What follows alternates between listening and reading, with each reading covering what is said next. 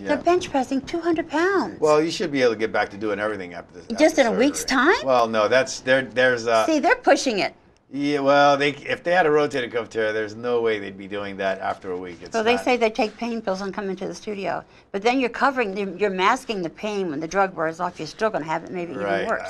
Yeah. Right or wrong? I'd actually question if they actually had a rotator cuff surgery if they are lifting weights after a week, because that's almost impossible. Well, it is impossible. I've never seen that. Yeah. I don't.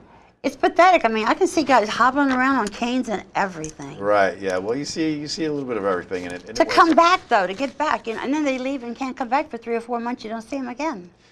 Well, sometimes that happens. We'll have patients that come into therapy, and we'll outline a program for them to come maybe 4 weeks, and they start feeling better after, let's say, 2 weeks. So what happens is now they decide they don't need therapy anymore. They don't want to come to therapy anymore because they feel better, and they stop coming to therapy. We'll call to try to follow up, and they won't come back.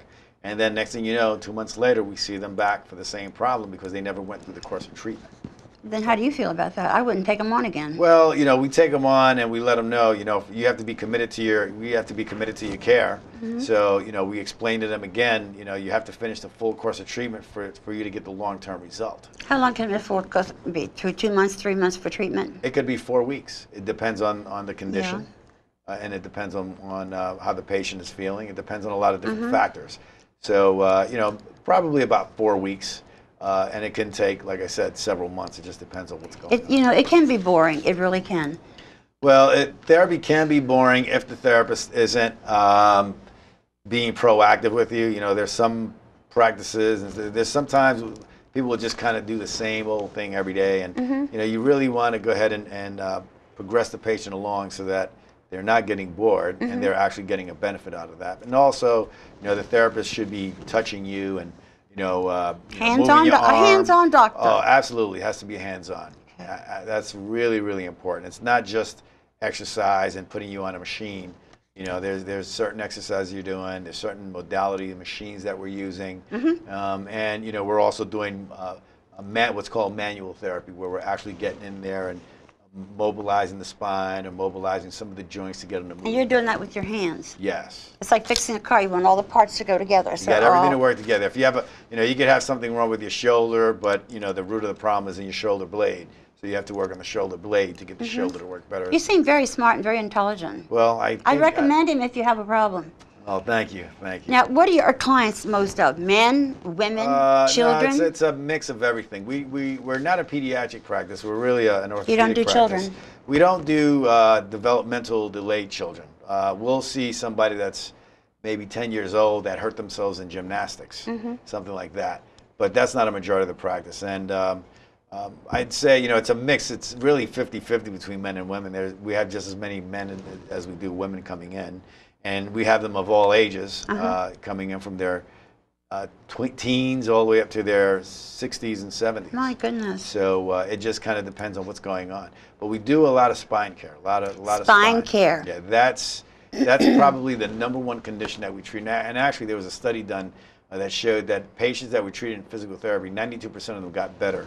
Really? With their lower back pain being treated in physical therapy. So physical therapists treat spine conditions, I would say, most of the time.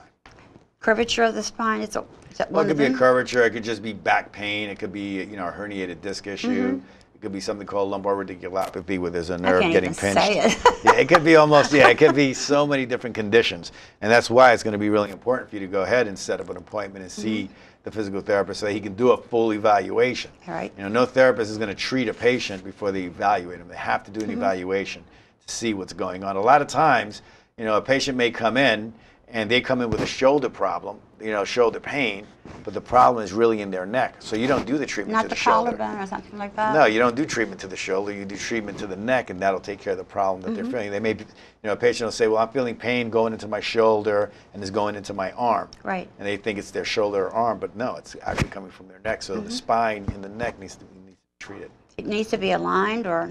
Not necessarily aligned. It just needs to be worked on. They may need some traction done to take pressure off of the nerve roots, and that'll take pressure off of. Once that takes pressure off the nerve roots, that'll help with the pain that they're feeling in the arms. Or that same thing can happen in the legs if they feel pain radiating down into their leg or numbness and tingling. It's not, the problem isn't in the leg, even though they feel it there, but it's actually in the lower back, and they need to be treated for their lower back. Do you do moist treatments too, moist to heat, you know? Well, things yeah, like we that? do moist heat treatments. The insurance companies don't pay for that, but we Oh. still do it. We add that as an adjunct to the therapy that we're doing. And the moist heat is really good because it gets into the tissues. Gosh, yes. Yeah, Yeah, it's it really, really does. Right. A lot of times we'll do moist heat treatments, let's say when they're on a machine. Before, let's say I want to work on somebody's spine and actually manually mobilize the spine, I'll have them on the heat pack to get everything kind of loosened up a little bit. The And moisture then, from the heat feels so good. yeah, patients It love does. it all the time. Yes. Well, Is there any other things that you feel I should ask you that I'm not asking you? Because tell me. well, I think the questions that you're asking are really good questions overall. Oh, thank you. I think one of the things that people should know is, once a patient is finished with physical therapy, they need to follow up on a home exercise program. Oh, yes. Okay. Yes. Not only do they need to follow up on a home exercise program when they are completed their physical therapy, but when they're going to physical therapy, the therapist should be, and most likely will be giving them a home exercise program. That A program sheet with instructions on has it. to be done every day. Every day. Right, because you can come to see me twice a week or 3 days a week, but if you don't do what you need to, what I've given you to do at home, it's going to take you a lot longer to get And they're better. wasting your time that somebody else could really be utilizing you for. Absolutely. Absolutely, I agree 100%. So it gets to be difficult when patients aren't taking responsibility for their Yes. own health, and that's really important for them to I mean, because understand. I know when I went in for my first physical therapy, well, I guess you call it therapy, for my femur that I broke, it was boring to me because I was being pulled and jerked, but I realized when I left there that day, I did feel a lot better. Right. Well, But it sometimes, hurts like holy hell, that first pull, like well, that. and it depends on the condition, it depends on what's going on, and it depends on a lot of different factors. There's a lot of times when we're done with patients, after their first visit, they're feeling much better. Yeah. So it really depends on what's going on. Sometimes during the evaluation process, what we're doing is we're provoking the pain a bit to find out what it is that provokes it, or what it is that's setting it off, so that we can find what the problem is. Yeah. Once we find what the problem is, then we can go ahead and You attack it. can jump right on We it can and attack it and fix it up. and fix it for them. Yeah, because I know the physical therapist I was working with, he says, you don't have a broken femur. I said, I did. Yes, I Right. did. And, they take x-rays and measurements. My leg never got short in any event. My Right. leg is still just as long as it was Well, I'm when I sure by broke the it. time you saw the physical therapist, the femur was already healed. I So saw then, them like 3 weeks later. right, then it was time to work on strengthening and Yeah. working on motion issues and things like Because that. my orthopedic surgeon says, now you can go home and ride the bicycle. I said, oh, good. And he goes, I think you ought to wait till you gain your strength back. You may feel, like you're full of vim and vigor right now. Right. But give your body a little bit more chance to heal. Well, that Take goes your time. right. That goes back to the same thing. Patients start feeling better, and then either they don't come back to therapy, or sometimes I what went they'll back. do is once they start feeling better, they they start doing a million things that they hadn't been able to do in a long time, and now Right. they've hurt themselves again. Right. They re-injured something. Okay. But it was hard. I used to slide down my stairs on my behind. Right. And there was my walker at the foot of the stairs, so as I raised up, I had the walker. Yeah. But I took very good care in the house because the only thing I didn't want to do is ever fall and do that again. No, you definitely don't want to That's do that. I mean, I've been mom before, Right. and I put all 4 breasts together. It never hurt like this. Yeah. And I heard it break when I flipped the floor. Well, that's I can imagine how painful that was. Oh my God. But at least you went to therapy after it was fixed. Yes, and I You were did. able to get your strength back and your motion back, and you're moving around like. But I've nothing not ever happened. always been, so chipper. Because one day I may have a good workout and I'm fine, and the next time not. But when I hit that 20-mile run again, Right, right. woo, that was good. It Yeah. really was good. I bet. But sometimes at night I'll even put a moist heat on the side of my leg. Yeah. So. Well, a lot of people like the moist heat. It's much better than just having a regular dry heat pack. Yeah, it's very calming and relaxing when you do that. Right.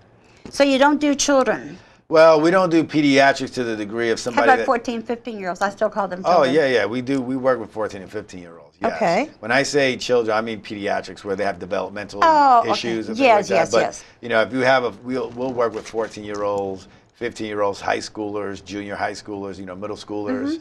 They hurt themselves playing football. They hurt themselves in gymnastics, playing soccer, things of that nature, and we help get them back to where they need to be to function. Right. Right. So we do work with children. What other questions do you think I could ask you? What other Pick questions? your brain for more time. Pick my own brain? I'll pick your brain. Okay. Do you have I've already asked you all these, and I didn't even know I had them all here. Okay. All right. Okay. Have you ever had a broken bone? Have you ever fallen down, broke your femur? Well, I've never broken down. I've never fallen down, broken my femur, but I've had issues, my own issues with my ankle, or Really? or somebody wanting to do, maybe hurting my knee or hurting my neck and things like that. And I've jumped on top of it.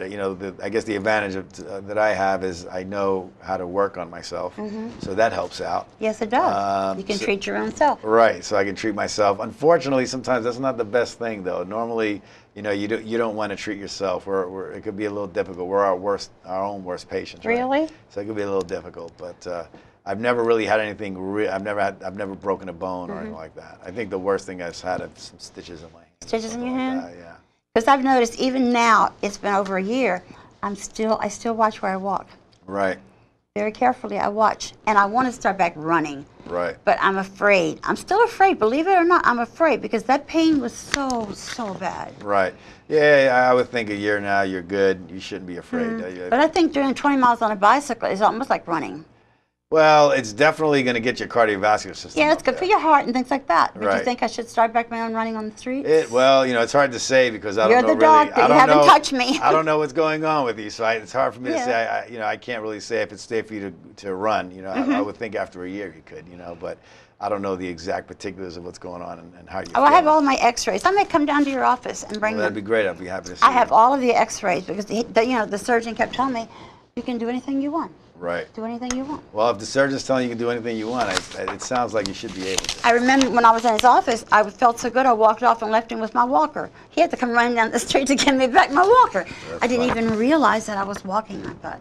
Yeah. Well, you were doing much better than you thought you were doing, right? Yes, I was. That's right. But it takes a lot of determination. I think it's one thing people should know. Well, patients, that's the thing that's really important for them to understand is that they have to want to get better. You have to. And they You have gotta, to dedicate the time to themselves and to their therapy so that they can get better. And you don't just lie around and moan and groan and flip up, a pain pill. Oh, I'm going to feel better. The pain does help with the pain pills, but you've got to take them over and over and over. The key is that when they come to therapy, we want to get them better so that they don't have to So take don't the pain get drugged medications. up on pills you want the We pain. want to work with them so that they don't have to have surgery. Our time is up. Can you believe that? That was fast. See, I had a wonderful I had a great time also. Thank you for having me. I want to thank all of my viewers tonight. Sit down, watch the show, and let me know your comments because I know you will. And until next time, this was cool.